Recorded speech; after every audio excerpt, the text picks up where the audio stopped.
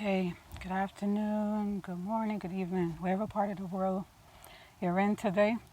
I just want to take this opportunity to leave a few words. I feel like someone needs to hear this. I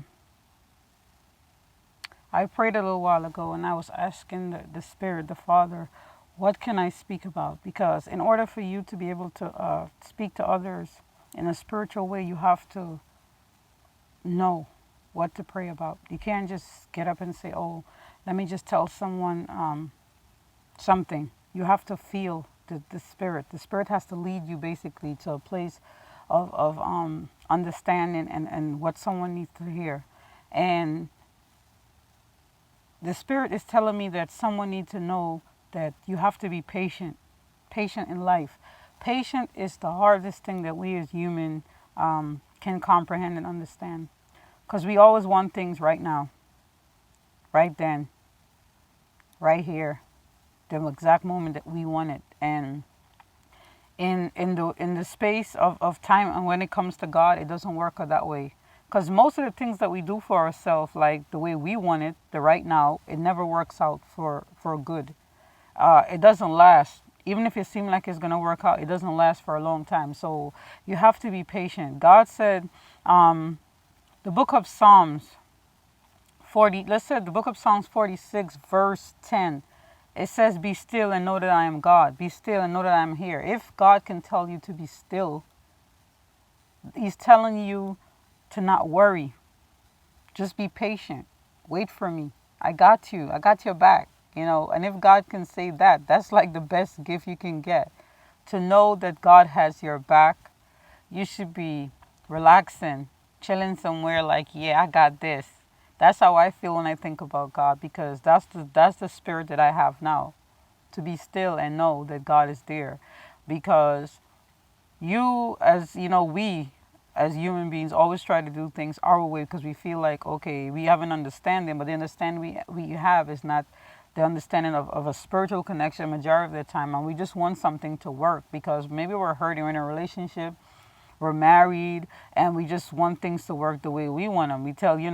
And usually when you do things the way, like I said, your way and God's way is not on the same spiritual path. And sometimes we rush a lot of things, and eventually it unravels. And when it unravels, it doesn't, work out well. It's like when you have a string on a shirt that's pulled, and then you pull it, and when you pull it, it keeps going and going and going and going, and eventually you'll have to cut it off, because if you don't cut it off, by the time you finish, you're not going to have a shirt. Or you have to. When I was little back home, they used to take a match and light wherever the string was pulling and burn it so it won't run anymore. It's kind of like that. So God is like that. You have to basically, put a hole on it. You have to just stop, freeze, don't move.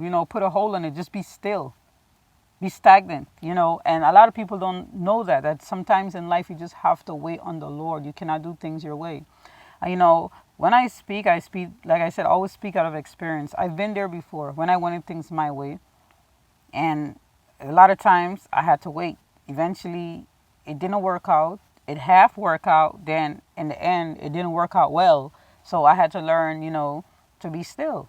And I'm still learning that. It's not something that goes away. Like once you learn it, you be like, because it comes around quite often. And it comes around with finance, relationships, family members. If you have kids, they want this, they want that. You also have to teach them to be patient, because in order for you to get certain things for them, you have to work. When you work, you have to get paid. You have to wait for the paycheck to get to your account before you can buy them what they ask for and all those different things. But in life, we just have to be patient. So I feel like someone needs to hear this. You feel like your world is unraveling and nothing around you is working the way you want it to. Talk to God. Go to God. Pray. Ask Him to give you that spiritual feed of stillness, because we all need it. We all need it in life. Rush in to do certain things on your terms do not work out well in the end. I know a lot of people have done that and it didn't work out well for them. Trust me. I have many stories, but I can't share them, unfortunately. But there's a lot of people that I know that actually rush things to do things their way. And I know right now they're not happy. I know they're unhappy. They wish they can go back and start over. They wish they can put a pause on what they did, or they wish they can, say that didn't say the things they didn't say. But unfortunately, we can't rewind time. We can't. We just once you say something and you already put it in the universe, it's already there. And that's another thing too. I'm gonna follow up another video about that. The way we speak about ourselves and the people around us. We give life to things, and things that we shouldn't give life to, we do. But I feel like someone needs to know this.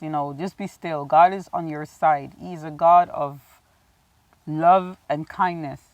All He wants for you to do is be happy. Trust me. He doesn't want anything bad to happen to you, but there's no part of the Bible that said that bad things weren't going to happen to you, because guess what? If nothing bad happened to you, how you know when something good happened to you? So they work in a way. And besides, the world we're living in, it's a spiritual world. It's spiritual. It's not of just human understanding. It's very spiritual. A lot of demonic things are happening. People don't know why.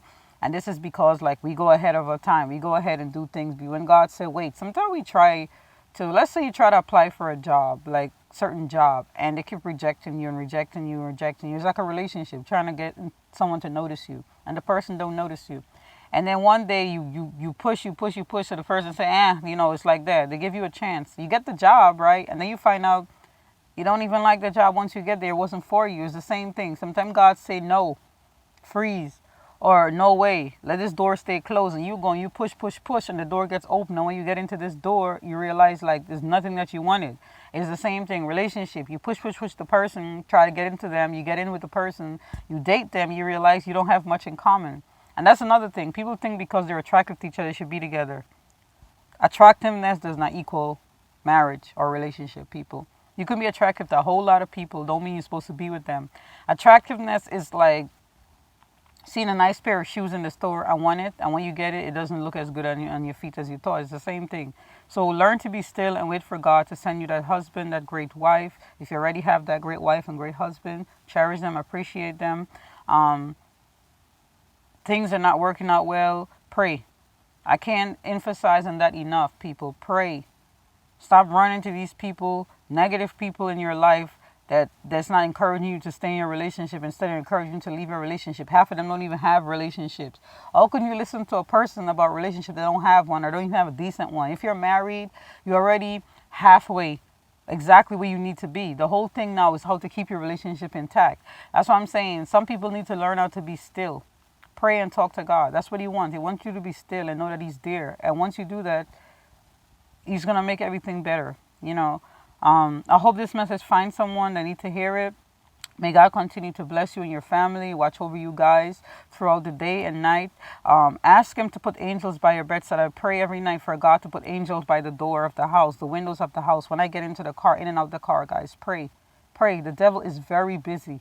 Look around you. Look around the world. See what's happening. Open your eyes. Ask God to open your eyes. Once you get reborn and you baptize and the Spirit is in you, you see things so differently. Stop living in the world. Live for God. Serve God. Like I said, whoever this message needs to get to, I hope that you get it, okay? Be still. Okay, bye. Have a blessed day, blessed night, or blessed evening, wherever you are in the world. Bye.